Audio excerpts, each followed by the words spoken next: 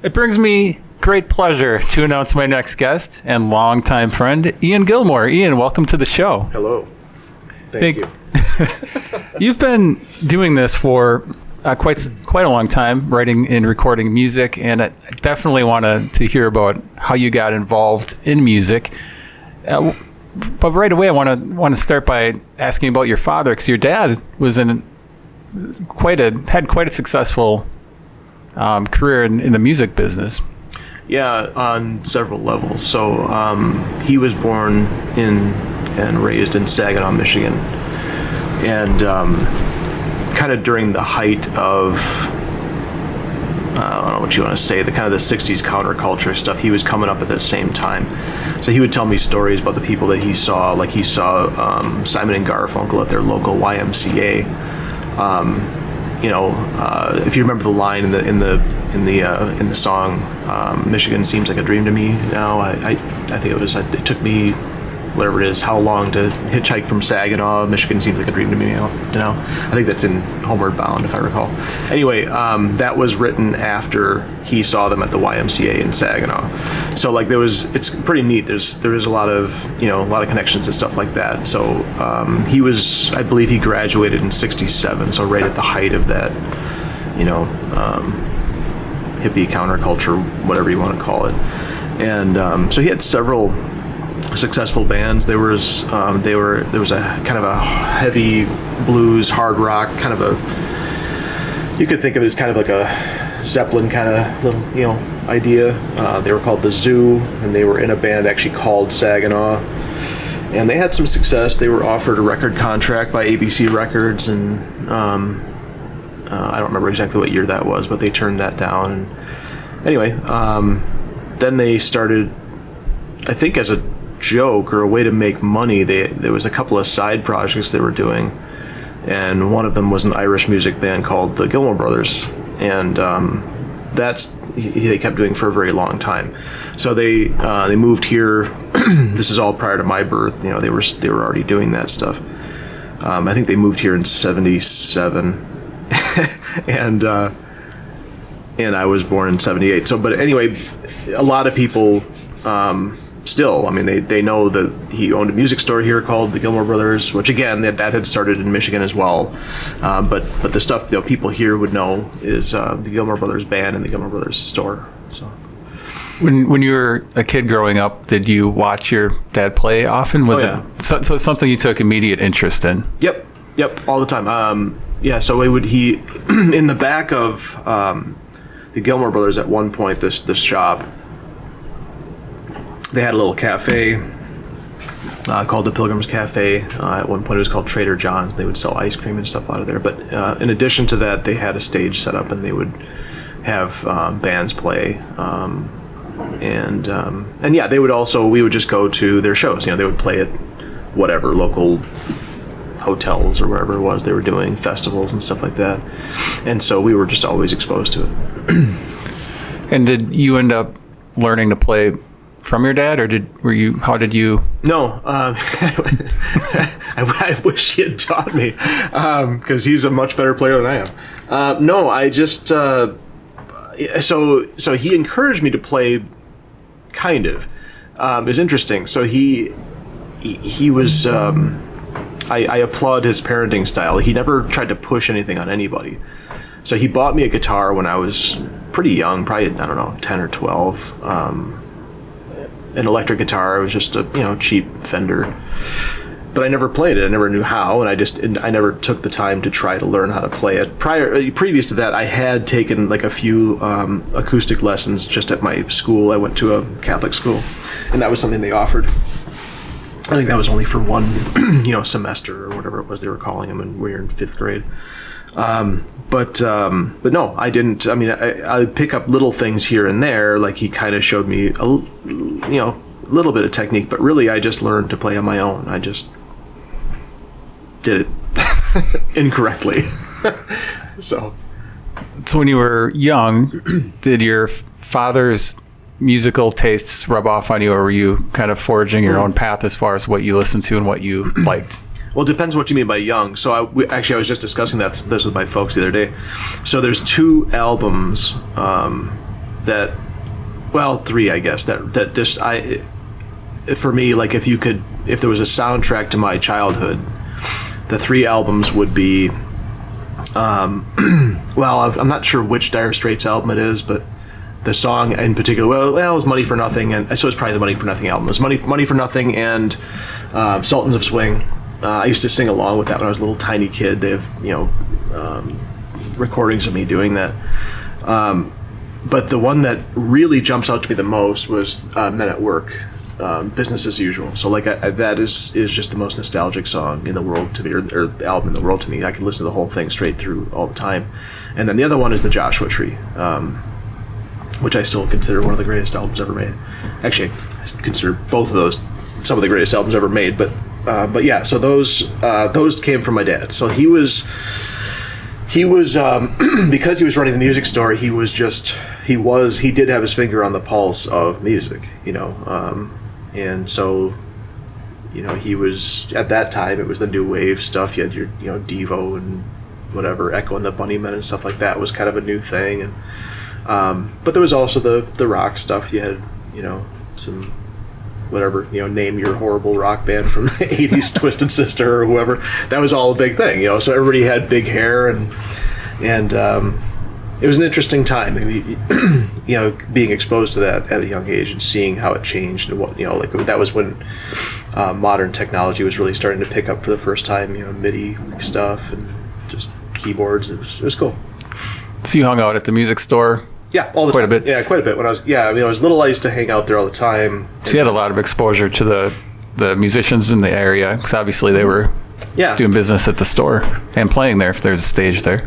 Yeah, and especially the ones, at least that I remember. In the store, you always had the, glam rock guys, because that's what was going on at the time. But outside of that, my dad, he had... he knew well-known, folk musicians, and they would come and stay at our house, hang out, and, do stuff. He was pretty well regarded, so. So eventually you decided to sling on a guitar and start your own band. Can you tell me how that started? I think it started the same as everybody else. I was trying to think of that actually on my way here. I was trying to do the timeline on that. I can't remember if we really started to play in earnest before Kurt Cobain died, or if it was right after he died. But that was obviously the biggest moment when we were young, because it's an interesting thing. So what Nirvana did, I'm not telling people stuff they don't know, but what Nirvana did was they made music accessible to people like us, because you listen to, again, grab your glam rock band, cheap, well, whatever. You just grab what, even Guns N' Roses. You listen to their playing, and you're thinking, boy, that seems hard. That seems really complicated. It doesn't inspire you, or at least it didn't me, to go, yeah, I can probably do that. But when you heard Nirvana and these other Seattle area, grunge kind of stuff, it tricks you into thinking you can do it. You hear a song like Lithium or whatever on Nevermind, and you're like, well, how hard could that be? I could write that, and you can't, at least not to that level. But it's really cool, because it does inspire you to try. And so that's really what happened. Again, I don't remember if we had already started playing prior to that, but that's really, it was that era, that event that really made us want to play more, I think. So. And you started a band called Mad Alice Lane with 2 friends, Chris and Aaron. Mm-hmm. Did you know them from school, or where did you meet Chris and Aaron? So Aaron, I knew, it's kind of weird. We kind of tangentially knew each other, but we were never friends really until... must have been 7th grade. So we had the same piano teacher growing up, and I think we went to the same church for a while. I think we were actually in Sunday school together. I don't really remember any of that, but I believe that was a thing that was happening. And then we ended up going to the same school in 7th grade, and we just became really close friends. Chris, we did not know. It's one of these, classic band stories where it was like, well, we need a bass player, and Aaron's like, there's this kid at my school that plays bass, and he looks kind of funny, like in a cool way, because like you wanted somebody that looked cool, and you've seen Chris. I mean, he has this unique look, and so we're like, yeah, let's do that, and so we just did. It was strange. It wasn't like the friendship was you had like this deep foundation. It was just like, you're a bass player. We need a bass player. You look pretty cool. You jump around and do stuff when we play. That works for us, so. You guys recorded a self-titled CD in 1996 or 97? I think it was 96. It wasn't self-titled. Oh, that's right. It was poppy. There's like a lot of writing on the CD. It's horrible. So that record is just, we did everything wrong. So we had never played a live show. We had never played any music for anybody. We just, Aaron's parents had a barn, and we would just go out there and we would play. And apparently we wrote these songs. I'm not really clear on how that happened exactly. But we wrote some songs, and then we went into the studio, which was the Arc Studios, which was owned by a friend of mine, and more so, he was at that time he was real close friends with my dad. He worked for my dad in the past, named Brad DePass, and we went there and we spent, I think we did it all in a day, maybe 2 days. I don't know. We didn't really know what we were doing, and the songs were terrible. So we just kind of recorded them, and then we threw some other stuff that we like half thought up on the spot, and there was a lot of goofy stuff like that. But as far as, I forget what you said now. What were you asking with the? Just about the release, the first release. Well, in what regard though? How you guys worked on it? You pretty much answered the question. Yeah, I thought so. Okay, yeah, I was kind of going in a couple different directions. So when you were recording, this is the first time you guys were in a studio together. Did you guys record everything live? Did you do it track by track? We did everything pretty much live. Brad had a decent setup. You guys recorded there, right? Yeah. It was a decent setup, and we recorded it largely live, and then we would just go over the top, and the vocals were done separately and very poorly, and then we would go through, and it was kind of fun. Like so Brad, we just got along with Brad real well, and he started showing us how he could add samples to the music and stuff like that. We just thought that was a riot, and so we threw a few of those in just like as a joke. It was just a fun thing to do, really. Was it a little intimidating going into the studio for the first time? Being kids? I mean, was it this whole new world? I don't remember it being intimidating. I remember really enjoying it. Like, I remember that being one of my favorite experiences of my life. Actually, both times we did that, because we recorded him twice. And I can't remember which time was which, but I remember one time, I think it would have been the first time.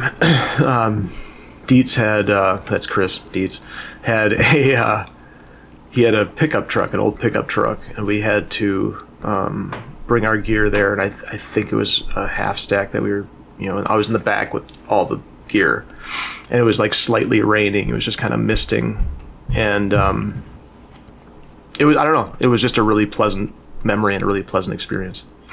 So. And who did the artwork for that CD? I want to say his name was Travis something. I forget his name. It's in there. It's terrible. There's like a statue head or something on there. So it's so funny. So the whole thing, so the name of the band being Mad Alice Lane, that was a place, which I'm sure you can look up online. It was a place in Scotland. I had gone to Scotland on a kind of a school trip, or school funded trip, or whatever you want to call it. And I thought, oh, that's a cool sounding name. It was funny because I didn't think at the time. I'm like, well, that sounds an awful lot like Mad Alice, or like Alice in Chains and Mad Season, which is what people Lane would always, Stanley. Yeah, and Lane Staley. Yeah, so people would always say like, oh, you big Alice in Chains fan? I was like, no, not really. I was one of those people. I thought there's no way that could have come from anywhere else. Right. Yeah. Those three components. Yeah, exactly. But no, we were not Alice in Chains fans particularly. They had some fine songs, but no, it was just the name of a road. It's and it was named, and this is kind of one of those, European things. The story was that this woman had gone insane and killed her husband. I'm sure it was like in the 1400s or something, and then they just named the road Mad Alice Lane. It's like when you go out west, like there's Diphtheria Creek and like, Dead Kid Lane, like it's just like how people named stuff back then, so that's where that came from, and we just thought it sounded cool, and then we just like gave a name to the album, which is the name of is The Roll of Madness, which sounds great if you're like a prog rock band and like you have like a theme to your album, but when you're just like three kids who can barely play their instruments, it doesn't work as well.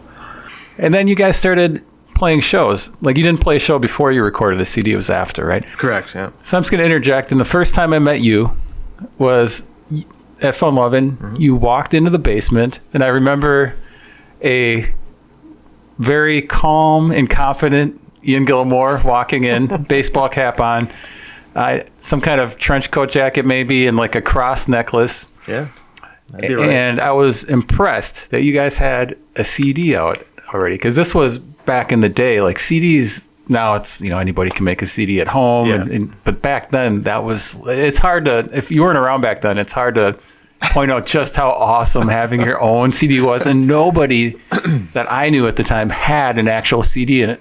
I just remember looking at it and like saying like, yeah, I think it's a good thing we did, because like if people had heard the songs first, they wouldn't have bought it. But yeah, it was a big deal at the time. You remember Roosevelt, who ran Fun Lovin', of course.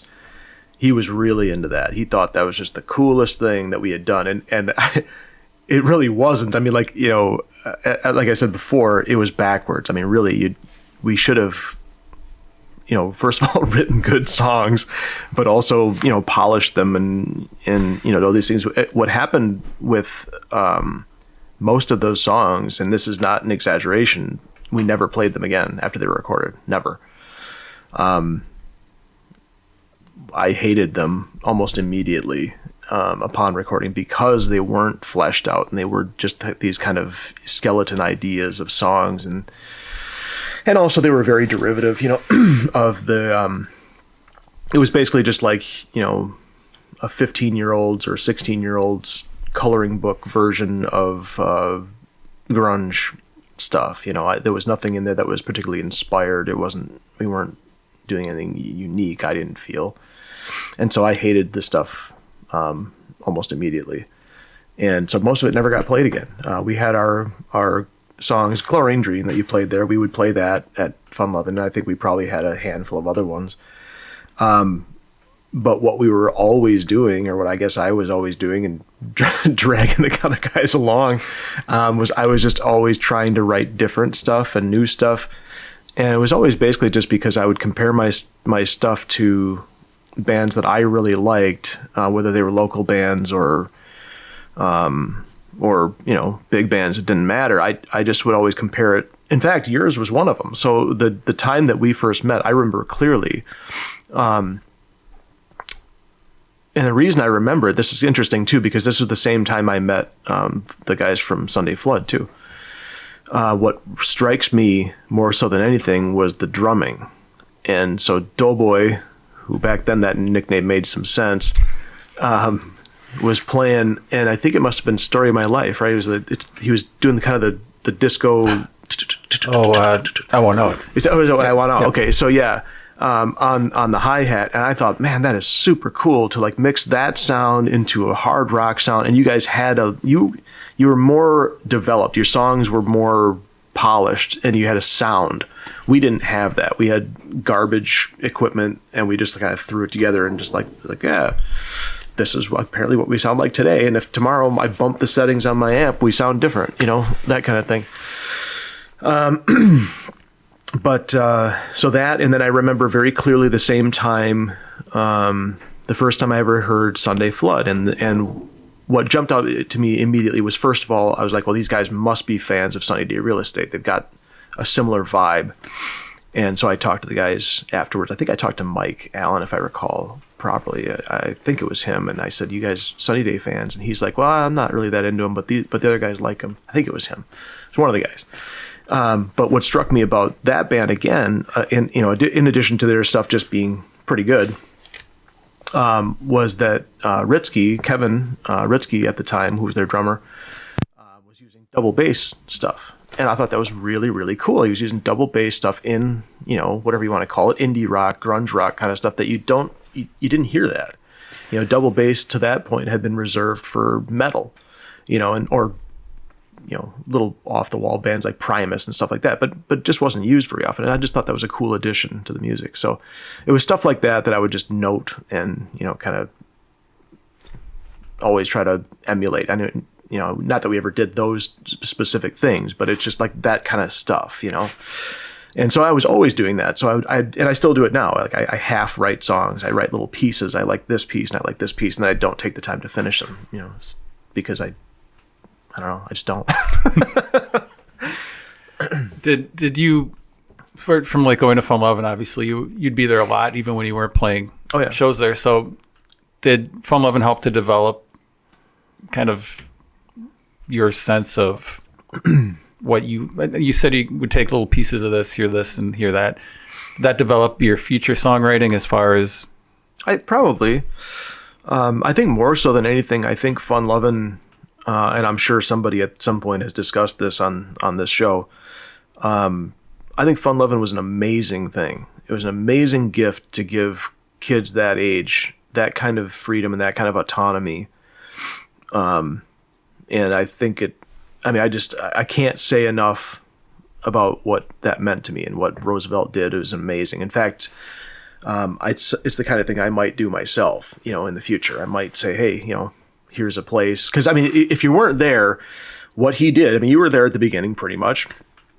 He basically just said, here you go. Here's my store. You can, have shows in it with, a bunch of teenage kids. If you happen to make any money then and you can give me a cut, that's great. But if you can't, no problem. And that's incredible. You're not going to find...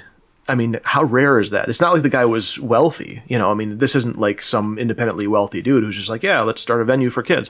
No, he was a guy trying to make it with a little shop on College Avenue. And to do that for the kids, I think is just absolutely astonishing, and I've not seen anything like it since. And if you live in Appleton, Fun Lovin' used to be in what is today Angels Forever, which is across the street from the Red Line, which used to be the Paper Valley Hotel. Right next to Sharks. And it was a coffee shop upstairs, and they would sometimes sell pizza, or it was always changing. And then downstairs was just a big, long, echoey it was basement. Just an empty room is all it was. And yeah, he just gave it to us. It was amazing. It really was. And back then as well, I think I talked to Eric Krieger about this a bit when he was on the show. Everybody had half stacks, big amplifiers, and everybody's got these little boutique things. But back then, it was kind of like at Chess Records. If anybody's been at Chess Recording Studio in Chicago, there's a big flight of steps that goes up to the studio, but this was a big flight of steps that went down into the basement. We'd have to carry these big half stacks down the steps over and over again. Yeah, it was terrible. But at the same time, it was amazing. So we, my cousin Nathan, who played with us later, he and I rearranged that basement. We set up the stage, and we moved it actually from one side to the other. And we just, he just gave us total control of it. It was really cool. But yeah, so it definitely had its shortcomings. And at the time, it was kind of a running joke. Oh yeah, we're playing at Fun Lovin' again. Ha ha ha. Like Fun Lovin'. It kind of got this reputation of like this lame place because it wasn't a big venue.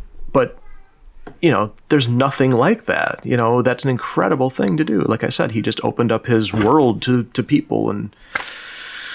And also, it's worth noting, he was a black man in Appleton, Wisconsin, in the early 90s. There, and we were all white kids. Like he was just so open to people, and that's, I don't know, it's just really cool.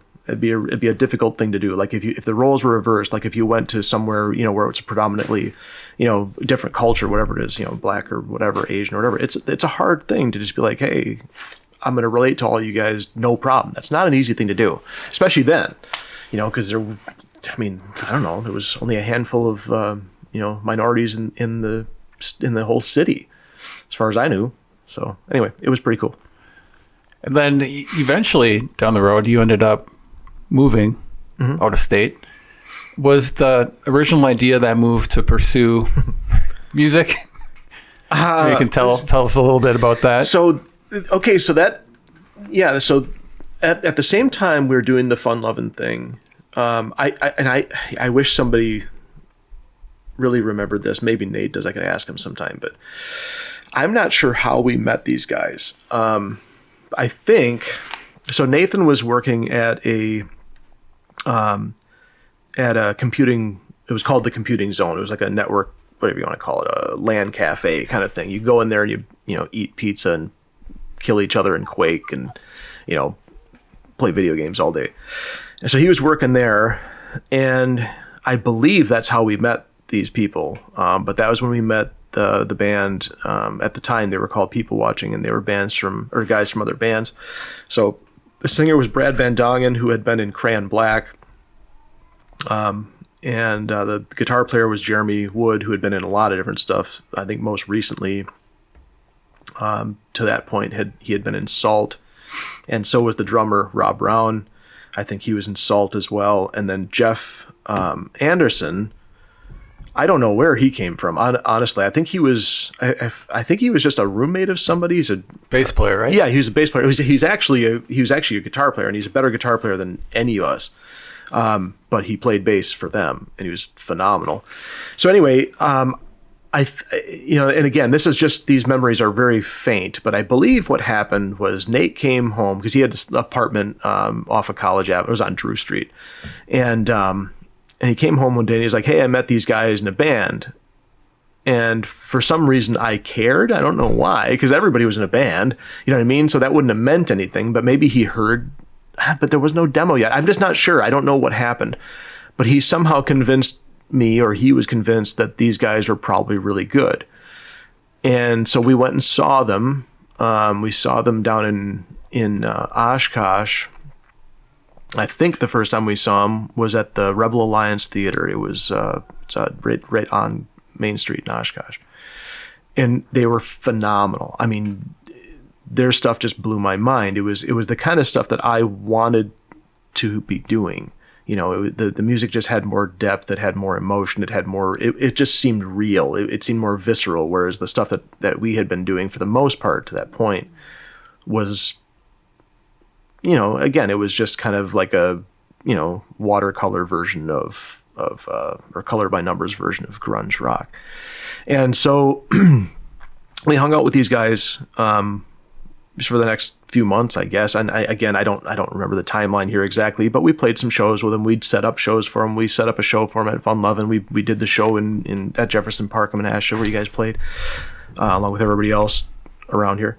But at one point they had said, "Hey, we're moving to Portland. You guys want to come?" And we were just like, "Yeah, sure." I mean, it was that simple, And so I think originally Nate said that he was going to go, and I was like, "Oh, I'll go. I guess I'll go too."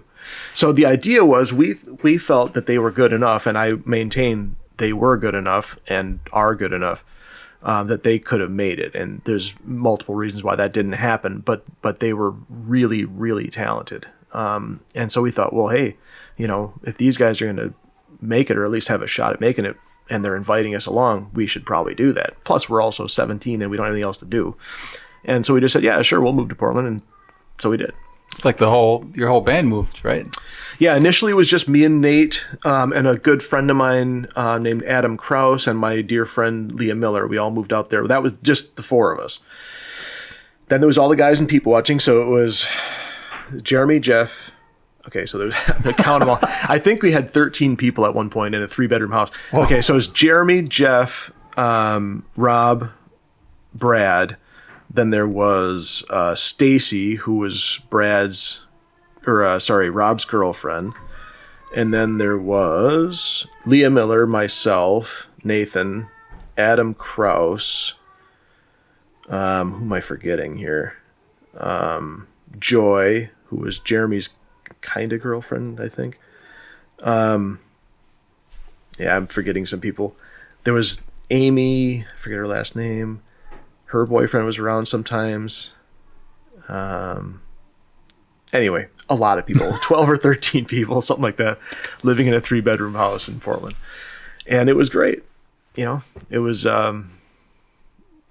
it's, I don't know. It's always interesting. There was no problems. It was just, we were just relaxed. You know, we just hung out and that was it. It was cool. You didn't do any band stuff while you're out there with your own band? Well, not much. So I was only out there initially. Nate wasn't really playing with me yet. The idea was that he would. And Adam Kraus, who was there, we had a concept of him actually taking over bass duties from Chris Dietz because we didn't think Chris was going to come out. But then, you know, we got the word that he was going to, and anyway, whatever.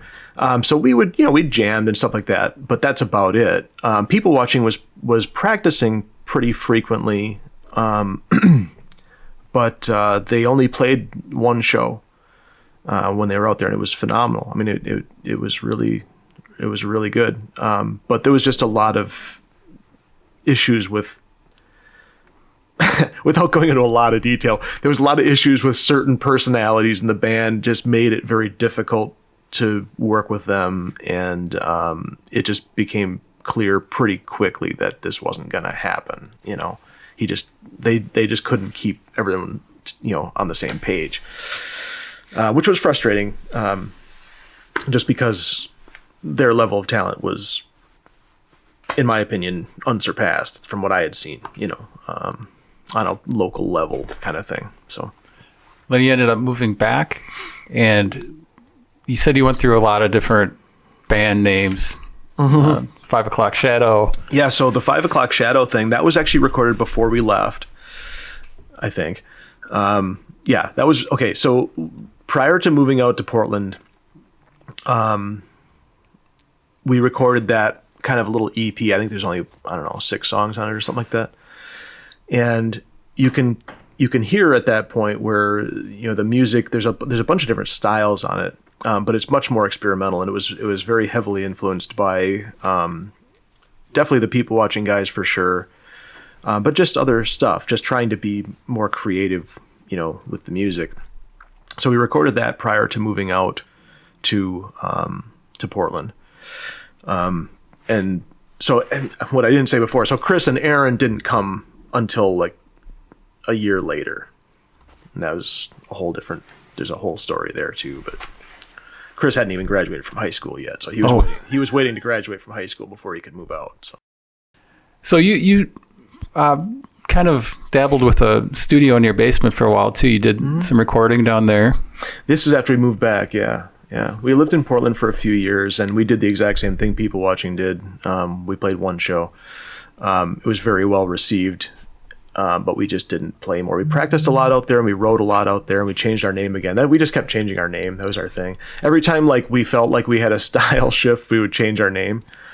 And because the style shifts were fairly pronounced, it did make some sense, you know, to do that. So I'm probably even forgetting some, but so the original band name was Mad Alice Lane, and then I think it went straight to 5 O'Clock Shadow, which was only really for that EP. That was kind of a like, well, we're going to call ourselves something. We're not really sure what, so we'll just do it. We'll call it that for now. And I think there was a band actually called 5 O'Clock Shadow around here, if I recall. So then, anyway, so tangential to the People Watching stuff, the People Watching record had a song on it that I just was in love with called Silent Moving. And I thought, well, that's a really beautiful, that those words are very beautiful together. It's about a silent movie, but he used the term silent moving, and I just thought that was pretty cool. And so I thought, well, what the hell, we'll use that, you know, because People Watching is defunct now at this point. They're not a thing, and so we'll just use that as kind of an homage to them, and we'll just call it Silent Moving. And also we had changed the arrangement largely so that so that I was playing acoustic. We were kind of mimicking the arrangements that people watching had. So I was on acoustic guitar and vocals.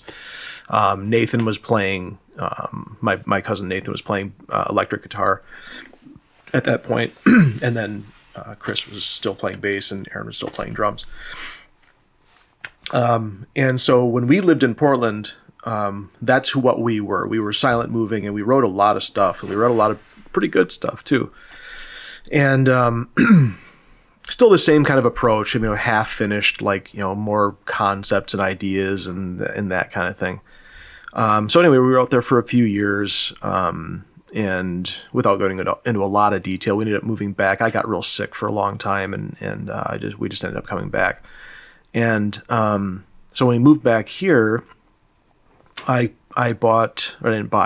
found Chris and I don't remember who the first person was that was renting with us, but we found this house just off of the highway on Racine Street in Menasha. So it was literally right off the highway, and there was nothing around it. And we thought, well, this is perfect. It had a big wide open basement, so we threw some soundproofing down there, and we just started having bands come over and play. Sunday Flood would come and play, and bands were started out of there and ended out of there and everything else.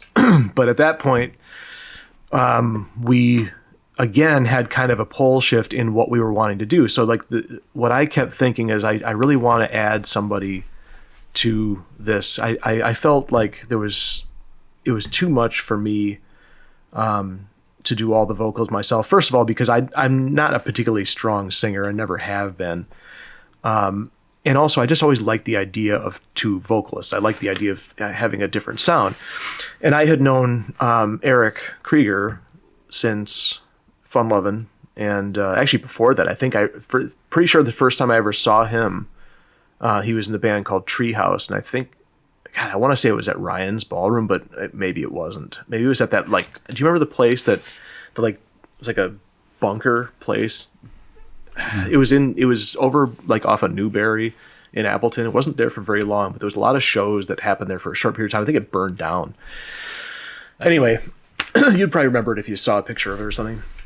But that might have been where I saw him. Somewhere I saw him, and I thought, oh, this, he's got a really unique voice. He's really, he looks cool. He looks little. He was really, really little at the time because he was young. He's probably a couple years younger than me, and he just looked like a little kid singing this stuff, and I thought, oh, that's pretty cool, So anyway, he was always in my head, and then when we came back from Portland, I don't remember how I got a hold of him, probably just at the coffee shop downtown or whatever, and I just said, hey, I want to start something up, and anyway, that's what we did. There was a few bands. I remember at the time, both of us we kind of liked the Jimmy Eat World because they were kind of a newer thing at the time, and we kind of liked that sound, so we wanted to go something more in the just more in the rock direction. So Silent Moving had kind of I don't know what you want to call it. It was still an indie rock thing, but it kind of had more of a folk influence, and I wanted to get away from that. I wanted to play electric guitar again and just be more rockin', if that makes sense. And you guys had a pretty energetic live show by. So people tell me. I always compared myself to, so if you remember at that time, there were bands around. There was Forstella Ford. There was, I remember they have such a cool name, the Fast Scream for Mercy. There was Insidious. And these bands, to me, these bands were really high energy, and Sunday Flood actually at the time too. They had become more heavy, driven rock. And so even though I wasn't personally into the whatever you want to call it, heavy new metal-ish kind of whatever you want to call that sound, I loved the energy, and some of those guys, man, they had a ton of energy. So people would tell us that, especially in years, subsequent to that, people oh yeah, you guys had tons of energy on stage, you guys, rocking bands. Really? I guess, I don't know. I was always comparing myself to them, and those guys seemed like the real deal. That seemed wow, they've got, tons of stuff going on. I just felt like we were playing rock songs. So I don't know. But compared to a lot of stuff, I guess we had energy. Well, lately you've been not lately, for a while now, you've been posting a lot of songs that you're working on YouTube. Mm-hmm. And one that really caught my ear was one called "The Man or the Monster." Mm-hmm. Can you tell me a little bit about that track? What do you want to know? Is that just one you wrote when you were just kind of messing around on the guitar, Yeah. or was it an idea you had lyrically sort of fleshed out? Yeah, so as I've always done, I tend to half complete songs. I'm not exaggerating. This song's very poetic. It almost could be a poetry in a way. Yeah, that's most of my lyrics are like that. I do tend to write in a poetic way. But that song was just one that I finished, basically. So like I have tons and tons and tons of half completed songs. I mean, I probably have 100 songs that are half finished. Like I have pieces here and pieces there, and sometimes I'll mix them all together. That one, I think I had like the bass, just like the intro, this thing, so there's just a few parts to it, but I think I had that written like several months ago, or several months prior to putting it on YouTube. And I just didn't do anything with it. And I think what was happening is I was going back through some of these old recordings, and I heard that. I was like, oh, that's kind of cool. And so, as just happens sometimes with songwriting, I was able to just sit down and just finish that song, for the most part. I would probably still change some of the lyrics around and stuff like that, but it was close enough. It was done enough that I could put it on there. And again, the stuff on YouTube isn't done. It's like these are just things that I'm doing on there. It's for my own sake, so I don't forget them, is really what it is. Do you really go back to them though, or are you just... No, I do. So like that one, actually, the Man of the Monster, the that particular recording actually wasn't the best. Like my voice is a little funky on that one, but it had the most. It had most of everything on there. That's why I put them on there. Because all these things, I just don't want to forget them. Because I do want to at some point. We've been meaning to go and record all the Surfaced Air stuff, and we would record all of my solo stuff and do all this stuff. I'll forget it because I have so many of them. And so that's why I just started doing that. It's just a journal of stuff. So we're near the end of the show. I want to just bring up Radiohead, because I know that's a band that is probably one of your favorite bands of all time. Top 3, yeah. Top 3. Yep. Radiohead, are they a band that you think will be with you your whole life, or do you think? Oh, I would think so, yeah. So if you want to get into like influences, that's an interesting conversation in itself. You have to start, you can start way back. Stuff for me when I was a kid was, the things I mentioned, but even prior to that, like the first stuff I bought was like the Beach Boys, Endless Summer. I had that on cassette. I would listen to that all the time. I had Past Masters, I think it was Volume 2 by the Beatles. Listen to that all the time. Then different stuff too, Young MC. I remember when he came out with, in the whatever that was, mid 80s. So it's got a little bit of the rap stuff, but yeah. So the top 3 bands, and this is not including Beatles and stuff like that, but just like more contemporary bands. Top 3 for me has always been Radiohead, Fugazi, and Engine 88, who most people don't know.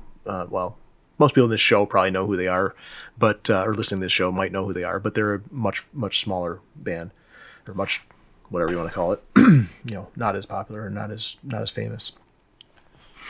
I'll end off this interview asking you what you think of the Fox Cities music scene currently. I think I think it's great that it exists. I think it's great that that there's been some credibility and some seriousness given to it. I wish that had been the case when we were young. That being said, I'd like to see it be a little bit, I don't know. I'd like to see a little bit more diversity in it. If that's, that's the easiest way to say it, I guess. I'd like to see a little bit more rock stuff and nothing against the folk stuff or whatever you want to call it. I love that stuff as well. And that's kind of where I'm at as well. But I just think it's really important, especially for younger kids, to get involved in rock and just enjoy that kind of thing. I think it is a big deal. So, any chance you're going to be throwing your hat back in the game? No, very unlikely. I mean, I'll record some stuff. The guys, Krieger and Aaron and Dietz and I we're supposed to get together and record the Surfaced Air stuff that we never did, and I'll probably record some solo stuff. As far as actually performing, we'll see. I wouldn't bet on it. It's not really what interests me. So, well, I want to thank you again for coming on the show. Yeah. Well, you're moving up in the world when you get big stars like me on here.